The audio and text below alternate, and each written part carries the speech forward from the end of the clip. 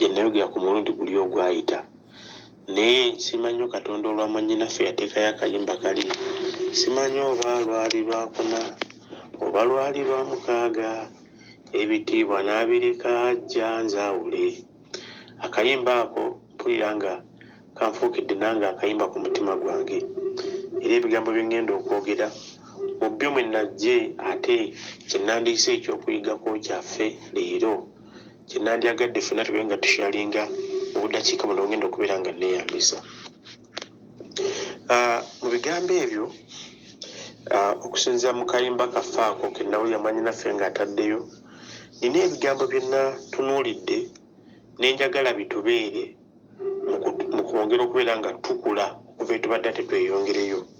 Era mu bigambo ebyo ngenda kweyambisa okuva mu kitabo kya Abaleevi oba in the book of Leviticus chapter 25 verse 25. Baleevi 25 olwa 25 Bayibuli egamba bw'eti, egamba muganda wo bw'abanga ayavuwadde n'atunda ku butaka bwe, kale muganda we asinga okumuba okumpi mu luganda anajjanga n'anunula ekyo muganda we ky'atunze. Kansubirako kayigidde mu mutima. Onyeri tugambye nti muganda wo bw'abanga ayavuwadde n'atunda obusika bwe oba obutaka bwe, oyo asinga okumuba okumpi anajjanga n'amununula n'ataasa obutaka bwa muganda we, mu ngeri ndala n'amukomezaawo obusika bwe. Ogenda kuŋŋamba oyagala kwogera ku ki muganda waffe? Mu ddakiika zino 10 kanjogere ku kye tuyita omununuzi w'omululyo, oba mu luzungu kyoyinza okugamba the kinsman's redeemer, omununuzi ow'omululyo. Akayimba kaffe kali kagambye ebitiibwa n'abireka ajja nzaawule, simanyi oba lwali lwaggulo, simanyi oba lwali lwegguloggulo, oba kwali kumaliiri. Kakati nga njagala tubeere nga tukula mu bigambo bye by'ekigambo kya Katonda, njagala tulowoozeemu nze naawe kiki ekyaleeta Yesu ku maaso g'ensi, era ekyo ekyaleeta Yesu ku maaso g'ensi kye nandyagadde buli lunaku, buli kaseera, buli ssaawa, buli ddakiika osabe Mukama akiteeke mu mutima gwo, era buli lw'anaakiteeka mu mutima gwo kigenda kukuwa ennyonta n'okuyaayaana okw'okumutegeera. Kubanga abantu bangi ennaku zino bagamba nti baagala Katonda naye nga bayaayaana okufuna eby'obugagga n'ettutuma okusinga ku bannaabwe ogutali musango. Naye olunyi lwaffe lutugambye muganda wo bw'anaabanga yavuwadde, muganda we asinga okumuba okumpi anajjanga n'amununula. Kakati bwe njogera ku mununuzi w'omululyo, ekigambo kino omununuzi w'omululyo kitegeeza omuntu oyo alina oluganda nga lwa mu musaayi, a kinsman's redeemer, omununuzi w'omululyo alina okuba nga muganda wo wa mu musaayi. Kyentegeeza a person who is a blood relation with you, nti omuntu ono alina oluganda nga lwa mu musaayi, yo yayitibwa omununuzi w'omululyo. Nti omuntu ono nga mugatta omusaayi, yoyo asobola okununula omuntu ng'abadde ayavuwadde. Bayibuli wali kyetegeeza nti omuntu bw'abanga ayavuwadde n'atunda obusika bwe oba obutaka bwe ne babutwala, kubanga jjukidde abaana ba Isirayiri baali bava mu nsi ey'Emisiri nga bagenda mu nsi ensuubize. Bayibuli yogera ku kuweebwa obutaka bwabwe. Mwab'ekika kya Ddaani munaaweebwa ekitundu kyammwe kinaabeera bwe kiti, mw'Abalawubeeni munaabeera bwe muti. Kaakati omu ku bali mu kika kya Ddaani bwe yayavuwalanga, ate nga tebasooka kunoonya wa mu kika kya Yuda ajja amununule, nedda, nga wa mu kika kya Ddaani alina okusooka okujja n'aweebwa omukisa ogwo gw'okubeera nga amununula, amuddiza obutaka bwe, ekitundu kye kibeere nga kimuweebwa.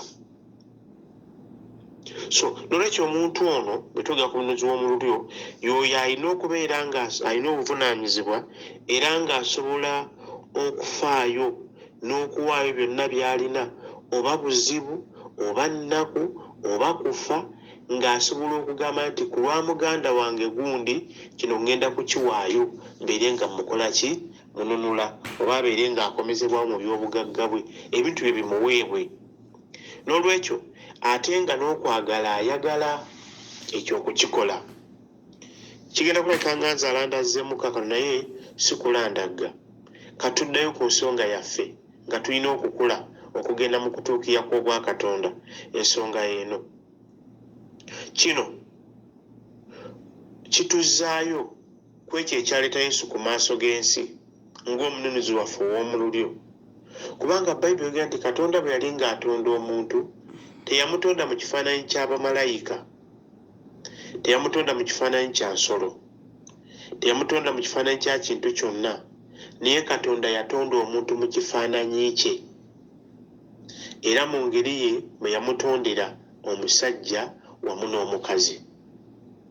Banna Full Gospel Revival Church, kino njagala tukitegeere ffenna. Bwe tuba nga twali mu kifaananyi kya Katonda era nga tuli mu kifaananyi kya Katonda, kitegeeza ekyaleeta Yesu n'ajja oba lwajja lwakutaano oba lwali lwa mukaaga oba yalowooza okujja okutunda mu kiseera kyali kyakawungeezi, ensonga y'eno, kubanga ffe twali tufaananye omusaayi ne Katonda. Era omuntu bwe yayonoona bamalayika baali tebasobola kujja kununula muntu, naye Katonda eyali afaanana omuntu yali asobola okujja n'alinunula omuntu. Era Bayibuli eyigiriza mu kitabo ky'Abaluumi ng'egamba mu ssuula endowooza ya 5 okuva ku nnyole 12 ekkiira ng'eyogera ebigambo bino nti olw'ekibi omuntu omu yayingiza ekibi mu byo lw'abantu, naye era omuntu omu bwe beeyogera kuyingiza ekibi bayogera ku Adamu, era negamba nti ku lw'omuntu omu ekibi kino kijjibwa ku bantu nga n'omuntu oyo ye Kristo Yesu. Kubanga Bayibuli egamba mu kitabo ky'Abaluumi essuula ey'okusatu nnyo 25 n'okukkira wammanga awo egamba olw'ennyulo lwa 23 Baluumi 3:23 paka ku 24 eyogera negamba nti bonna baayonoona ne batatuuka ku kitiibwa kya Katonda. Kakino nga kitegeeza bw'aba nga abantu bonna baayonoona ne batatuuka ku kitiibwa kya Katonda, baayonoona ddi? Adamu bwe yayonoona tetwatuuka ku kitiibwa kya Katonda, twalemererwa okukola ekyo Katonda ky'ayagala.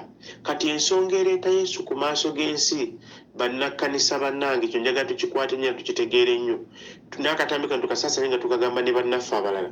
Ensonga y'eno, ensonga eyaleeta Yesu ku maaso g'ensi kwe kwali okutukomezaawo ekitiibwa ekyo kye twalina ng'ekibi tekinnayingira eri olulyo lw'Omwana w'Omuntu. Kitiibwa kyekyo kye twalina.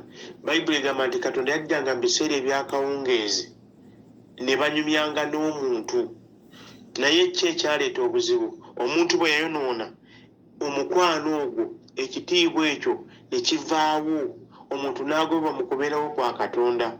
Kati ekireeta Yesu tajja kutugaggawaza bugaggawaza kyekyokka, Yesu tajja kutuwa baana kyekyokka, Yesu tajja kutugula amapoloti kyekyokka. Ebyo byandibadde birungi, kyeki kye nabagamba luli tituyitulire okuva ku kubatiza, okwenenya kw'ebikola ebifu n'okuzuukira kw'abafu. Ebyo byonna birungi, naye bigasa kaseera katono. Naye ensonga egasa ey'olubeerera y'eno, kwe kubeera nga tuddizibwa ekitiibwa kyaffe ekyo kye twalina mu maaso ga Katonda. Era kye tuyita ekitiibwa ye Katonda okubeera nga addamu n'atula mu bulamu bwaffe. Bayibuli kyeva egamba obutonde businda nga bulindiira okulabisibwa kw'abaana ba Katonda. Banna Full Gospel, ekigendera ky'okulokoka kwaffe ye Katonda okuddamu atutuule mu bulamu bwaffe. Bwe twogera kutuulibwa mu kw'ekigambo kya Katonda mu bulamu bwaffe, tutegeeza oli bwajjanaga bannange loza kati Mukama muwulira, nedda, naye kwe kuddeyo ku mazima g'ekigambo kya Katonda. Abantu nga bawabye nga bavudde ku Mukama, abantu nga boonoonye okusinga bw'oyinza okukirowoozaako, ntegeeza abantu nga banyoomye Katonda, abantu nga ebya Mukama tebakyabiwa kadde kamala. Ffe twetaaga okubeera abantu abagenda okubeera ekyokulabirako kya Katonda ku maaso g'ensi, kubanga Bayibuli egeza n'egamba Katonda tabeerawo awatali mujulirwa. kino Eriya kye yagamba Mukama nti bannabbi bo bonna babasse, nze nzekka nze nsigaddewo. Mukama n'amugamba nedda, neefisirizaawo akasanvu akatannaba kuvunnamira Bayaali.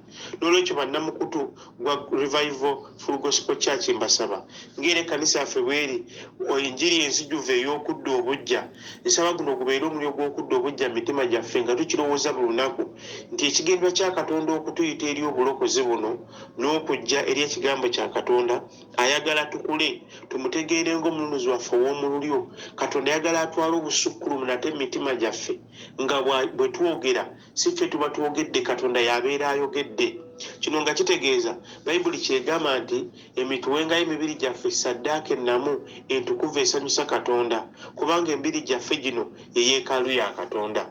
Bassebo ne bannyabo, bwe tubanga Katonda addamu okuweebwa ekitiibwa, tulina okubeera nga kyonna kye tuli kyoleka kitiibwa kya Katonda.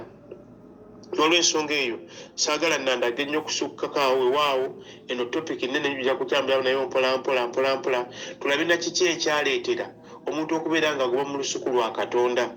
Adamu kiki kye yakola ekyo ekyamuleta okubeera nga Mukama amugoba mu kubeerawo kwe, ekyo ekikomyawo Yesu. Era bwe ziba nga ssente ze zaaleeta Yesu zandimwambuzza engoye, yandikomeddwa bw'atyo ku musaalaba nga tayambadde. Kati kino kitegeeza tulina okumanya ensonga enkulu lwaki Mukama atuyita, lwaki Mukama twajja eri obulokozi. Twajja eri obulokozi lwa nsonga eri embweti Katonda addemu afune obusukkulumu mu mitima gyaffe ne mu myoyo gyaffe, abantu baddemu balabe Katonda. Saba Mukama bampeere nnyo omukisa.